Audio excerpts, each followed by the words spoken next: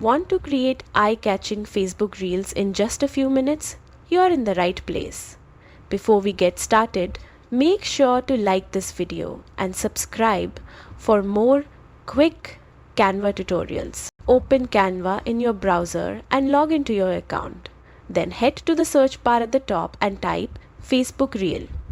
You'll instantly see a bunch of ready-made templates sized perfectly for Reels, so you don't have to guess dimensions. Choose a design that matches your message or brand style and click Customize this template to open it in the editor. Now, you can personalize everything. Click on any text to rewrite your message and adjust the font, size, or color to match your branding. Keep your text simple, bold, and engaging so viewers stay hooked. Next, add your own photos or videos if you want. Just go to Uploads on the left, import your media, and drag it right into your layout.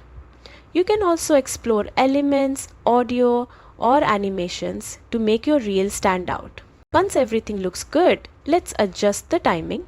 Select your video clip, then tap the scissors trim icon. Drag the handles or set the exact duration to keep your reel fast and engaging.